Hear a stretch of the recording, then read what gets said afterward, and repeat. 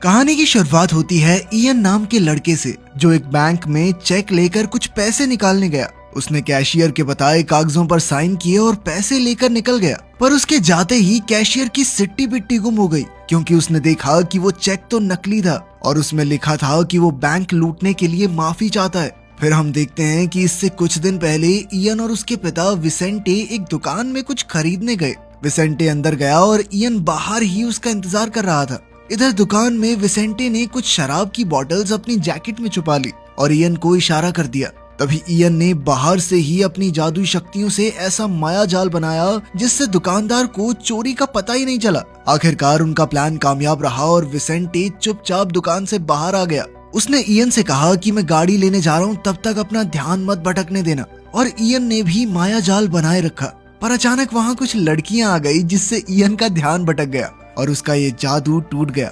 उसी पल दुकानदार को चोरी का पता चल गया और वो हथौड़ा लेकर विसेंटे के पीछे दौड़ी। फिर उसने इयन को देख लिया तो वो उसकी तरफ बढ़ी, लेकिन उसके कुछ करने से पहले ही इयन ने उसे पीछे हट जाने को कहा। अब उस औरत ने गुस्से में इयन पर हमला करने की कोशिश की तो इयन ने बचाव में अपनी बंदूक बाहर निकाल ली, पर जब वो रुकी नहीं तो अचानक इयन ने उस पर गोली चला दी। उसी पल वो औरत जमीन पर गिर पड़ी और उसके पेट से खून बहने लगा। इससे पहले कि कोई उन्हें देखता, विसेंटे तुरंत इयन को लेकर गाड़ी में भाग निकला।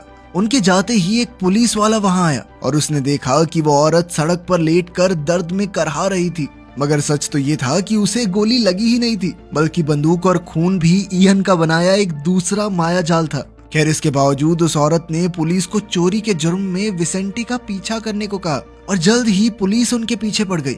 ये देखकर विसेंटे काफी गुस्से में था क्योंकि वो नहीं चाहता था कि उसकी गाड़ी ब्लैक लिस्ट हो जाए। इसलिए उसने इयन से कहा कि जल्दी से गाड़ी का हुलिया बदल दे। इयन ने ऐसा ही किया, पर कुछ देर बाद वो कहने लगा कि मैं ऐसी छोटी मोटी चोरियां करके तंग आ चुका हूँ। उसने पूछा कि वो अपनी शक्तियों की मदद से बैंक क्यों नहीं लूटते, जिस पर विसेंटे ने जवाब दिया कि इसमें पकड़े जाने का खतरा है। अगर किसी को भी उसकी शक्तियों का पता चल गया तो सरकार उसे बंदी बनाकर अपने फायदे के लिए इस्तेमाल करेगी। अब पुलिस तेजी से उनके करीब आ रही थी, इसलिए इयन ने एक और माया जाल बनाया जिसमें पुलिस को लगा कि जोरदार बर्फ पड़ रही है और अचानक उन्हें लगा कि उनकी गाड़ी पलट गई। पर सच तो ये था कि गाड़ी एकदम सही सलामत थी और उन्हें कुछ नहीं हुआ था। तभी हम देखते हैं कि एड्रियाना नाम की एक औरत ने एक सीसीटीवी फुटेज देखी जिसमें इयन अपनी शक्तियों का इस्तेमाल कर रहा था। इसे देखकर एड्रियाना ने चैन की सांस ली क्योंकि वो बरसों से उसे ढूंढ रही थी। खैर, अगली सुबह इयन ने एक डरावना सपना देखा जिसमें अर्ज़ला नाम की एक औरत चिल्ला रही थी और उसकी गोद में एक बच्चा था। तभी इयन की आंख खुल गई और विसेंटे ने उसके जन्मदिन पर उसे बधाई दी। विसेंटे उसके लिए कुछ खास बना रहा था तो इयन ने उसका शुक्रिया अदा किया, पर कुछ देर बाद इयन ने कहा कि वो अपना जन्मदिन मनाने आर्केड में जा रहा है। वहीं दूसरी ओर हम कल वाले पुलिस वाले को देखते हैं जो अपनी एक दोस्त को बता रहा था कि कैसे कल तेज बर्फबारी की वजह से वो चोरों को पकड़ नहीं सके, लेकिन उसकी दोस्त को उस पर यकीन नहीं हुआ क्योंकि इस इलाके में आज तक कभी बर्फबारी हुई ही नहीं। इस दौरान हम देखते हैं कि परसेप्टर नाम का एक आदमी चुपके से उनकी बातें सुन रहा था। उसने सुना कि कुछ खास एजेंट्स इयन और विसेंटे को ढूंढ रहे हैं, तो उसने भी उनका पीछा करना शुरू कर दिया। शाम के समय एड्रियाना ने अपनी आदमियों के साथ विसेंटे को उसकी बोट पर ढूंढ लिया, लेकिन इयन वहां मौजूद नहीं था। एड्रियाना ने कहा कि वो एजेंसी की तरफ से आई है। ऐसा लग रहा था कि वो पहले एक दूसरे को जानते थे। असल में वो दोनों एक खास ऑर्गेनाइजेशन के लिए काम करते थे जो इयन जैसे लोगों पर एक्सपेरिमेंट करती थी। अब एड्रियाना ने विसेंटे से इयन की जानकारी हासिल करने के लिए उस पर अत्याचार करने शुरू किए, पर जल्द ही उसे खबर मिली कि इयन का पता लग गया है। इसके बाद एजेंसी के लोग इयन को अगवा करने पहुंच गए, पर वहां परसीवर पहले से मौजूद था। जब उसने एड्रियाना के आदमियों को देखा तो उसने उन पर हमला करके इयन को बचाने की कोशिश की। फिर उसने एड्रियाना को चेतावनी दी कि वो यहीं मौजूद है। एड्रियाना जानती थी कि परसीवर कितना ताकतवर है, इसलिए उसने अपने आदमियों को हर हाल में परसीवर को रोकने को कहा क्योंकि वो उसे इयन तक पहुंचने नहीं दे सकती थी। अब परसीवर उनका नया टारगेट बन चुका था, पर उसने खुद को बचाने के लिए एजेंट्स को एक भ्रम में डाल दिया। इधर इयन ने उसे देखा तो उसे एहसास हुआ कि उसकी तरह और भी लोग मौजूद हैं जो माया जाल बना सकते हैं। खैर, जल्द ही कई सारे एजेंट्स ने एक साथ परसीवर पर हमला बोलकर उसे पकड़ लिया और उसके सर पर लोहे का मास्क लगा दिया गया। तभी वहां एस्टर नाम की औरत और कुछ एजेंट्स आए जो इयन को पकड़कर एड्रियाना से मिलवाने ले गए। अब वो वैन में एड्रियाना के पास गए जहां विसेंटे पहले से बेहोश पड़ा था। तब इयन के कुछ कहने से पहले ही एड्रियाना ने इयन के सर पर लोहे का मास्क लगाया और उसका ब्लड सैंपल लेकर जांच के लिए लैब में भेज दिया। वहीं दूसरी ओर परसीवर ने उन सभी एजेंट्स की हड्डी पसली एक कर दी जिन्होंने उसे पकड़ा था। फिर उसने लोहे का मास्क उतारा और एड्रियाना की वैन को रोकने निकल पड़ा, पर तब तक काफी देर हो चुकी थी। कुछ समय बाद एड्रियाना ने इयन के सर से लोहे का मास्क उतारा और बताया कि वो एजेंसी के हेडक्वार्टर्स में है। इयन ने उससे पूछा कि आखिर वो चाहती क्या है, तो एड्रियाना ने उसे द अवेयरनेस नाम की एक ऑर्गेनाइजेशन के बारे में बताया। उसने बताया कि ये ऐसे लोगों की ऑर्गेनाइजेशन है जो अपनी शक्तियों से पूरी दुनिया को चलाते हैं। एड्रियाना ने बताया कि परसेप्टर इस ऑर्गेनाइजेशन का आखिरी मेंबर है और वो इयन को अपने साथ मिलाना चाहता है।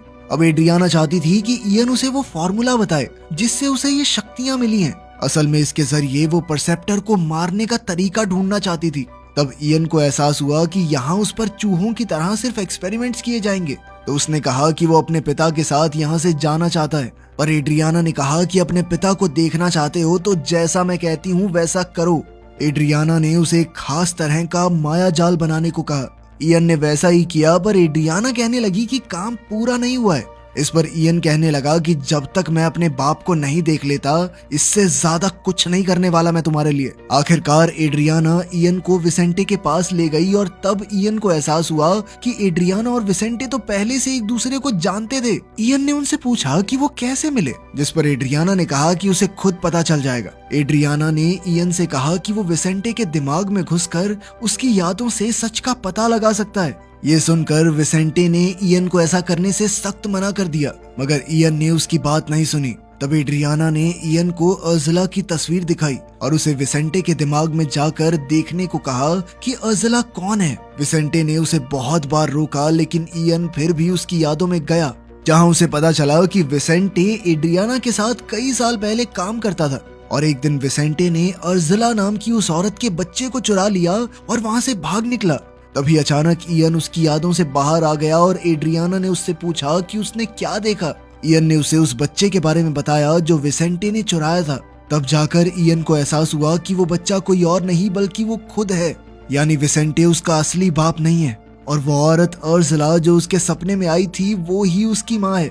इस पर एड्रियाना कहने लगी कि हो सकता है तुम्हारी माँ अब भी जिंदा हो और मैं तुम्हें उसे ढूंढने में मदद कर सकती हूँ। खैर, फिर वो इयन का ब्लड एनालिसिस देखने के लिए कमरे से बाहर चली गई। इसके बाद वो अपने बॉस से मिली और उसे बताया कि इयन की रिपोर्ट्स ठीक नहीं आई हैं। असल में उन्हें इयन के खून में उसकी शक्तियों का कोई फॉर्मूला नहीं मिला। उसकी ब्लड रिपोर्ट बिल्कुल एक आम इंसान जैसी थी।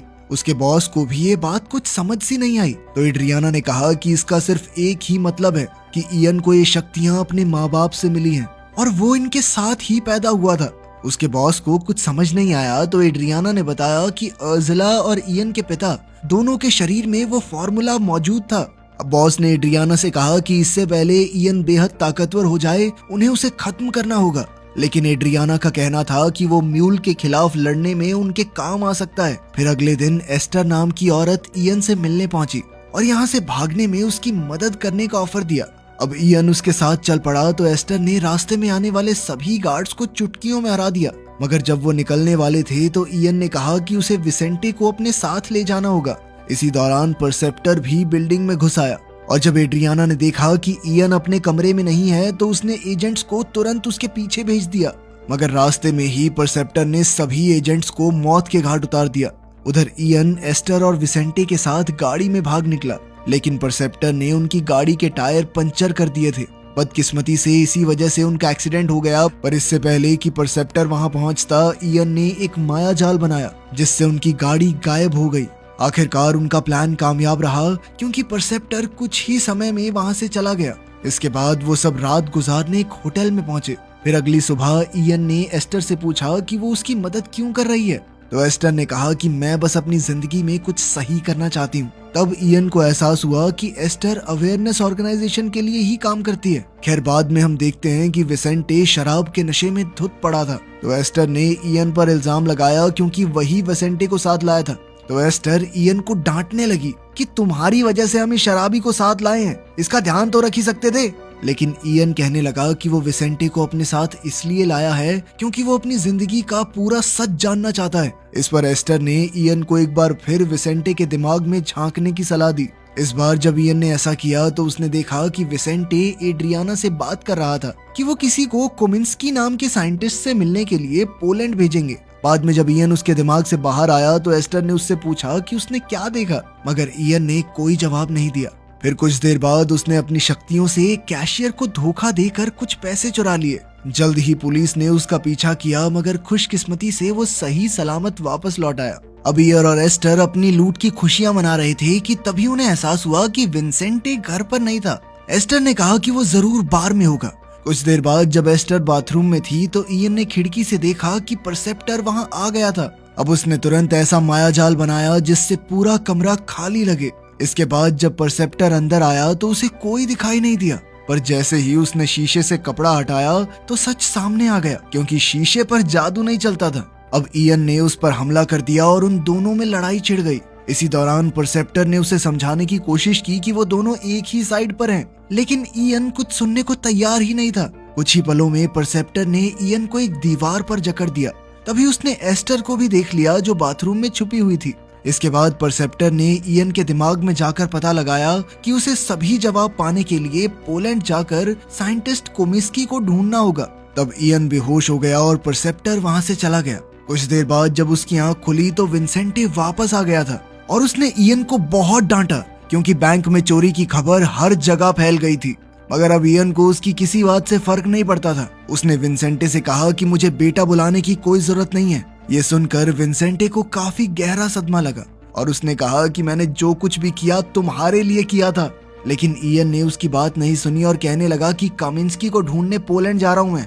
विंसेंटे ने उसे ऐसा करने से रोका, क्योंकि पूरा सच जानने से उसे बहुत तकलीफ होगी। लेकिन फिर भी इयन ने उसे छोड़कर एस्टर के साथ पोलैंड जाने का फैसला किया।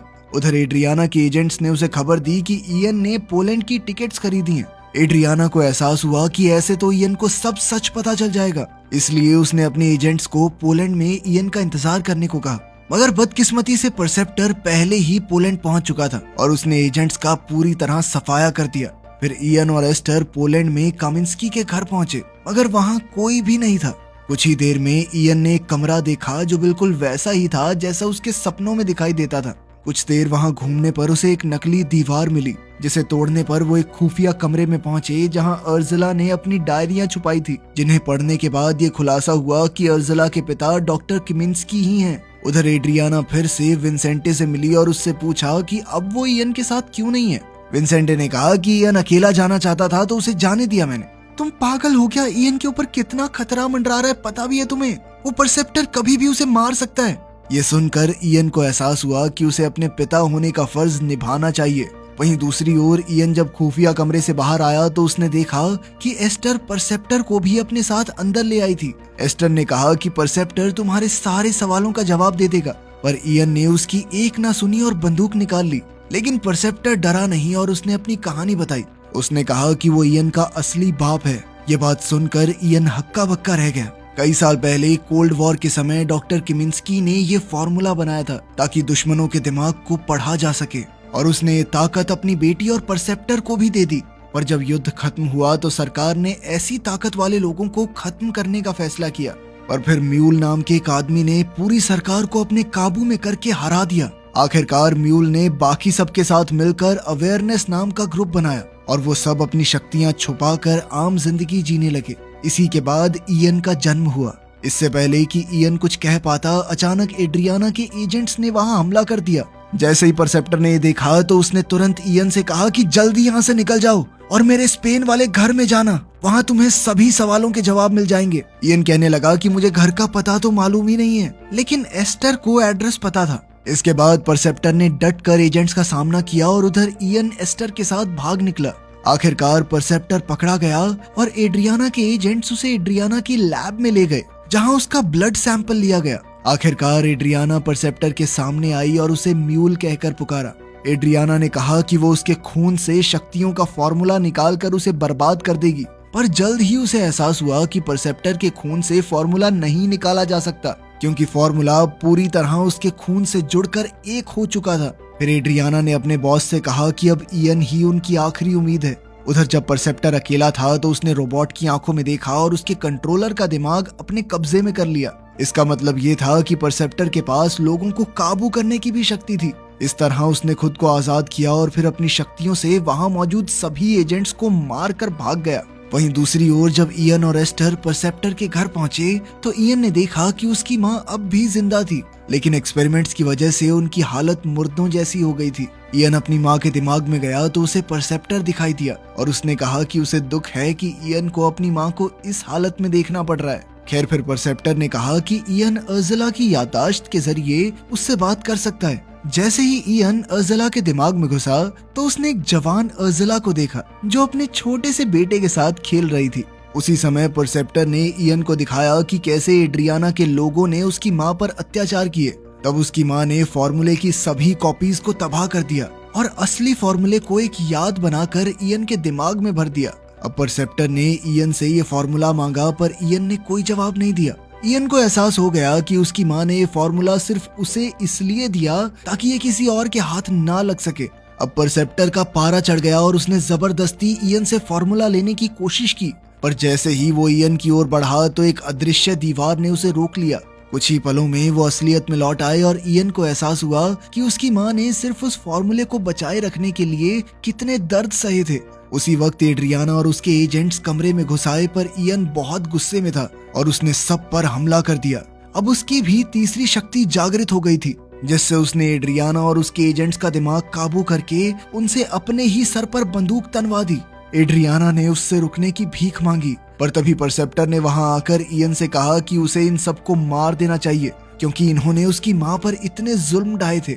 उसी समय एड्रियाना ने खुलासा किया कि अर्ज़ला तो बहुत समय पहले मर चुकी है और अब जो उसने देखा वो सिर्फ परसेप्टर का बनाया एक माया जाल था। ये सब सुनकर इयन का गुस्सा और बढ़ गया और वो सबको मारने को तैयार हो गया। तभी विसेंटे वहां आया और इयन से कहा कि परसीवर सिर्फ उसका इस्तेमाल कर रहा है, उसके बहकावे में आकर इतने लोगों का कत्ल करना ठीक नहीं होगा। तभी परसीवर ने इयन को विसेंटे को मारने को कहा, मगर इयन ने कोई जवाब नहीं दिया।